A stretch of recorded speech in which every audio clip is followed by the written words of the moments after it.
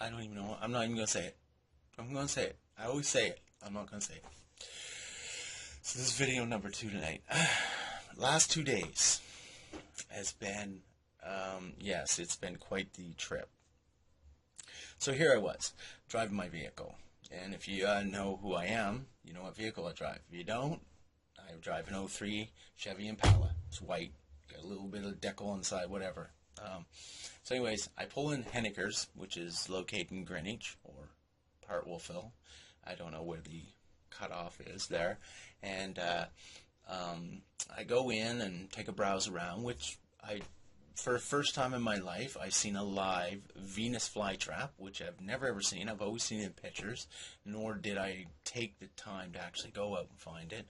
So anyways, I walked around, took a look at some stuff, and just kind of blow off time. I got off work, and I just wanted to get out and do something. So I go get in my vehicle, and as always, I push down on the brake, start the vehicle. That's what I do. And I noticed when I pushed down the brake, the brake was really spongy. I'm like, I had the same incident before. I can't recall if it was winter time or what.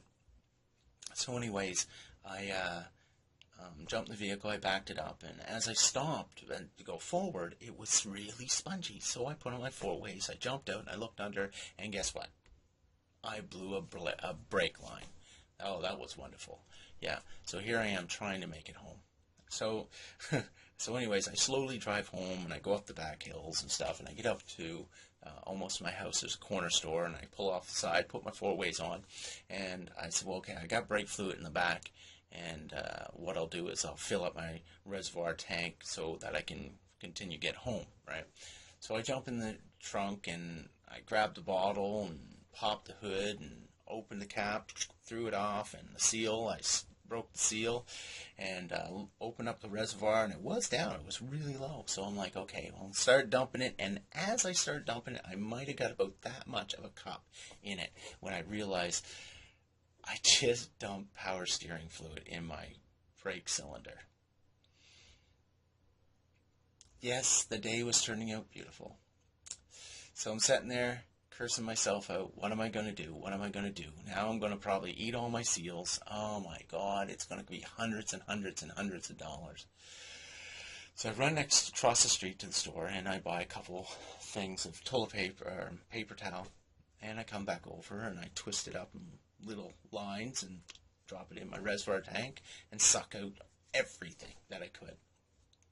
So I had no brake fluid except for what was in the lines. And right now, it was right about that time when I was pushing the brake to the floor and kind of really giving that extra push to get to stop. So it was kind of getting a little bit nerve-wracking. So I finally did make it home, and I called a friend and got them to see if their mechanic would come by, and they said they would, but by the time they come, I had to consider, here's the whole thinking process again, what time of night it was, where I was located, what my driveway looked like, stuff, just all these factors. So I thought, you know what, I'll do it. I'll get them to come over another day. So the next day I came over, or the next day, I got up the next day, and I said, you know what, I'll take care of it on my own, forget. So I called up my brother and got him to drive down, and I had to go pick up some material. So we went off and we picked up material, and I thought I had everything. I got home and realized, guess what? I don't have everything. So off I went, back to New Minas. I went into Canadian Tire and picked up a few other things and grabbed a flange kit and all that stuff and got back home and started working on it, and I broke some stuff. So, yeah, my flange kit, I broke it, and I had to take it back. Oh my God. Or oh my gosh, for all you religious people. Yeah, so I went back and exchanged a whole bunch of stuff and got a whole bunch of stuff going, and then finally made it back. So when I got back, I realized that the flange kit was not working. Nothing was working for me. It just would not go. So I said, that's it. The glass is getting full. You know, the glass is here. The water's here. It's getting there. So I was like, back to Canadian Tire. So I went back to Canadian Tire after I took my brake. I took the brakes off. Here's the thing. When I took the line off, I couldn't take it out of the what they call it, the flex hose. Yeah, I couldn't take them out of the flex hose. They were seized in. I just couldn't take them out of the flex hose. So I finally get to Canadian Tire with the flex hoses on both lines, both back brakes. Oh, yeah, did I mention that when I went to take a piece to go size it up, I thought I had the right one, and no, I cut the wrong cable. So when I first started, I had one line that was busted. Before I made any trips, I had both back brakes destroyed. Yeah. Anyways, the thinking process did clue in. It did. I just didn't roll the shit. I was just kind of getting out there, getting it done. So yeah, I made a lot of mistakes. I should have stopped, thought about it. So anyways, I went to Canadian Tire and I took my flange kit in or the stuff, and they said they'd put the ends on it and stuff like that. So I finally get it back and everything, and I've got all the lines and I'm running them. Come to find out, I asked them to make them a little too long, and that's what happened. So now I've got them on the car, and they come back like this, and they roll and come out on both sides. I've got way too much.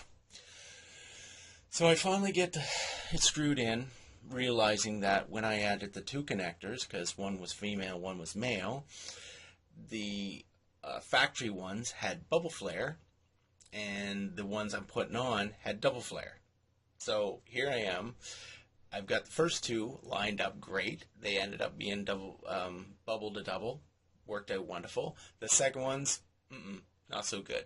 It was bubble to bubble, or what was it? Double to double. Yeah.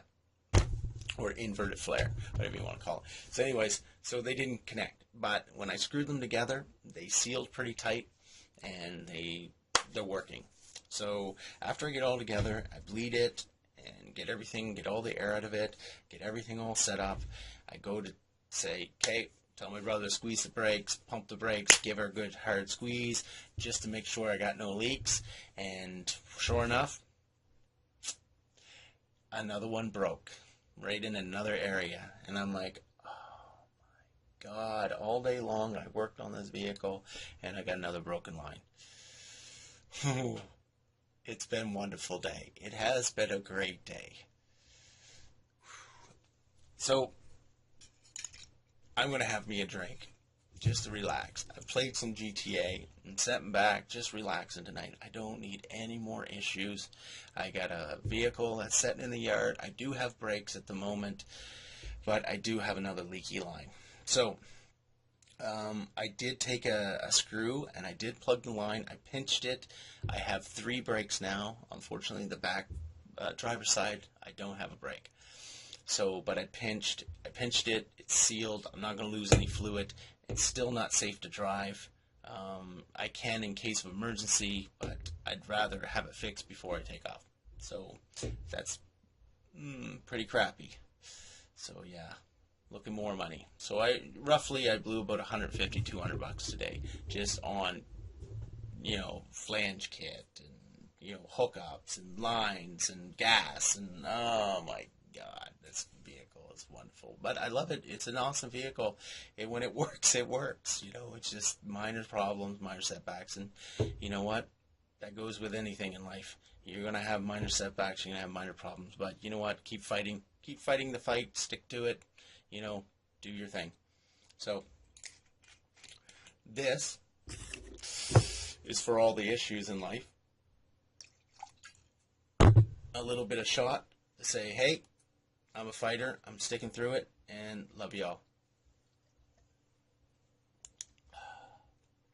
And that is quite the whiskey.